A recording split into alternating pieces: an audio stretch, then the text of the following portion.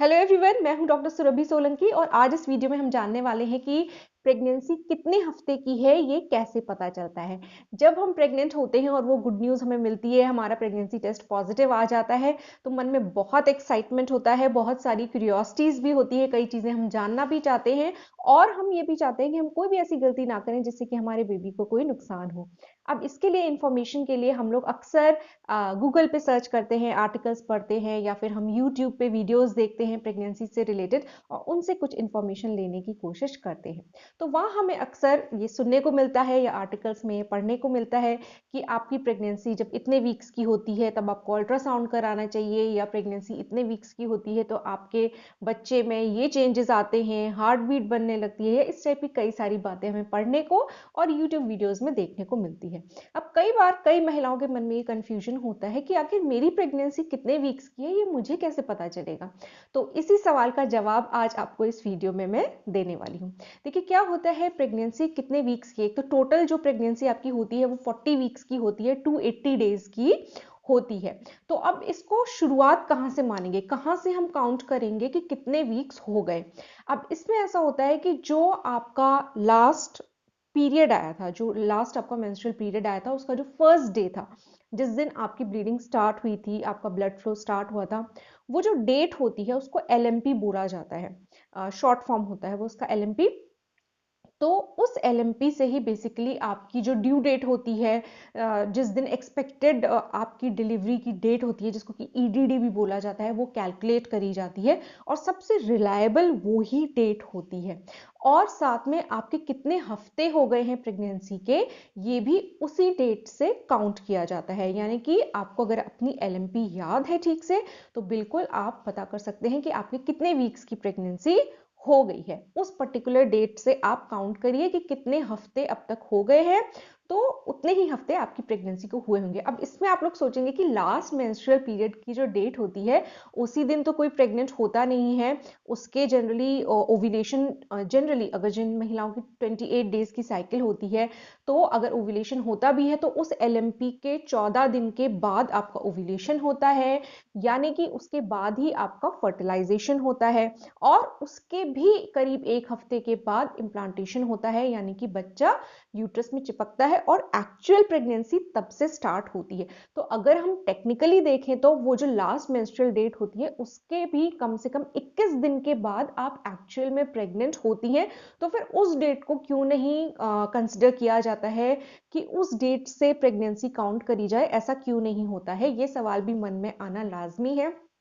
लेकिन ऐसा इसलिए किया जाता है कि देखिए कि ज़्यादातर लेडीज़ को जो उनके पीरियड की ड्यूरेशन होती है, पीरियड मतलब मेंस्ट्रुअल साइकिल की जो ड्यूरेशन होती है, वो थोड़ी कंफ्यूजिंग रहती है। क्योंकि वैसे तो 28 दिन पे पीरियड्स आ जाते हैं, लेकिन कई बार 30 दिन पे आना या कई बार थोड़ा उससे पहले आ जाना, ऐसा भी संभावना रहती है। और हर महिला की जो मेंस्ट्रुअल साइकिल का ड्यूरेशन होता है वो अलग अलग होता है।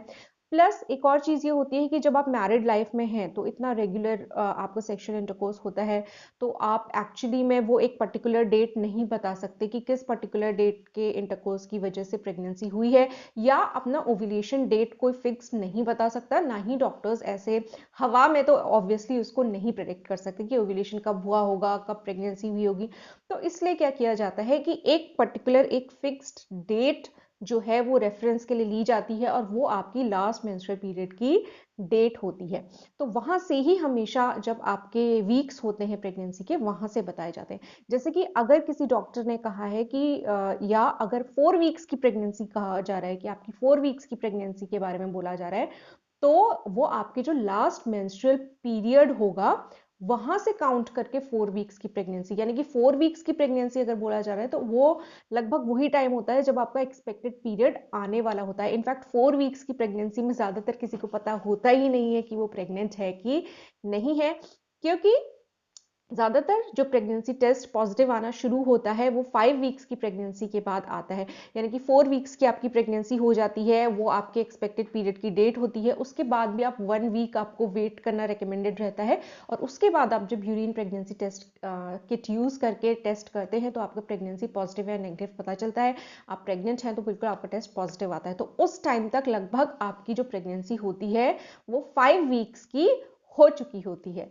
और अल्ट्रासाउंड की अगर हम बात करें तो अल्ट्रासाउंड अगर आप बहुत जल्दी करा लेंगे, जैसे कि 5 वीक्स की प्रेगनेंसी में अगर आपने करा लिया, तो संभावना है कि तब तक डिटेक्ट ना हो पाए, आपके अल्ट्रासाउंड में हो सकता है आ ना पाए, या बच्चे की हार्ट बीट ना डिटेक्ट हो, क्योंकि उतनी अर्ली स्टेजेस पे हो नहीं पाता है।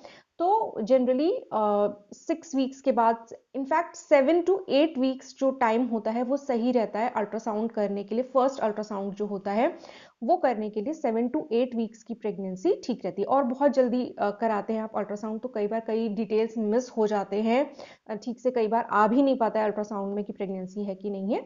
तो ये सब चीज़ें हैं, और आप ज़रूर इस वीडियो से आप समझ गए होंगे कि किस तरीके से प्रेगनेंसी के वीक्स कैलकुलेट होते हैं, और एलएमपी से ही आपकी जो ईडीडी होती है, यानी कि एक्सपेक्टेड डेट ऑफ डिलीवरी होती है, वो कैलकुलेट होती है। तो इस तरीके से आप खुद भी पता कर सकते हैं अपने एलएमपी से कि आपकी कितने वीक्स की प्रेगनेंसी है।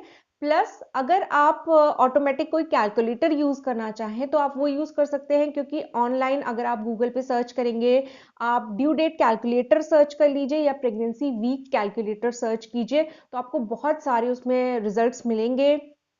बहुत सारे ऑटोमेटिक कैलकुलेटर्स होते हैं जिसमें कि आपको अपनी एलएमपी फीड करनी होती है, और उससे वो आपको बता देते हैं कि आपकी इतने वीक्स की प्रेगनेंसी है और आपकी ड्यू डेट ये है।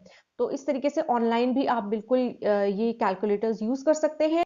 इसके अलावा आप खुद भी अपने प्रेगनेंसी के वीक्स कैलकुलेट कर सकते हैं अपने एलएमपी की डेट से। तो होपफुली आज का ये वीडियो आपको कुछ यूजफुल लगा होगा, काम का लगा होगा। अगर अच्छा लगा है तो वीडियो को लाइक कीजिए और मेरे चैनल को सब्सक्राइब कीजिए।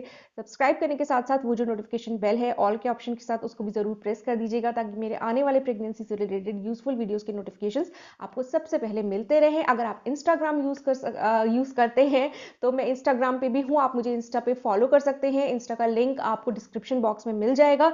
बेसिकली वहाँ पे मैं अपनी और अपनी फैमिली की पिक्स शेयर करती हूँ, तो ऐसा उसमें प्रेगनेंसी से रिलेटेड कंटेंट में नहीं डालती हूँ, लेकिन फिर भी अगर आपको इंटरेस्ट है तो आप मुझे इंस्टा पे फॉलो कर सकते हैं। मैं आपसे मिलूंगी अपने अगले वीडियो में, तब तक के लिए अपना ख्याल रखिए।